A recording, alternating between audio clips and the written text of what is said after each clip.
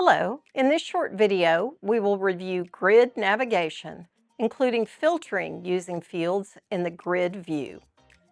Filtering in the grid view is a quick way to focus on the documents you're looking for using the options in the grid without changing the actual document set. The default view when you open a case is the dashboard view. The grid view is immediately to the right of the dashboard view on the navigation options above the graphs. Select the grid view. In the blue bar under the navigation options, you'll see on the right a field profile option. You can choose from a variety of field profiles to see the metadata fields you wish to filter on.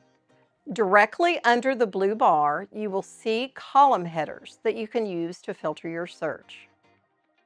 Click on the blue funnel that appears to the right of the column header or metadata field name at the top of the column you want to search. For example, you may want to filter by custodian, file type, Bates number, date sent, or another metadata field. A pop-up box will appear that provides options such as is or contains. You have the option to select from options that Reveal provides, or type in your request. If you choose to type in the value or keyword you are looking for, do so, and then press Add to Search. The grid will refresh and show only the documents that match that filter. If you want to select among the pre-prepared options from Reveal, click the box to the left of the option and select Add to Search. You will see your filter choice in the top-level search bar next to the matter name.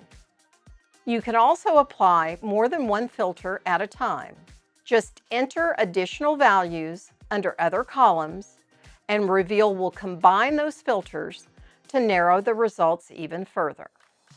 To remove a filter, delete the text from the filter box by selecting the X to the right of the filter option on the top-level search bar and press Enter again. And that's it. Grid filtering is a simple way to quickly locate documents, check metadata, and work more efficiently within the review grid.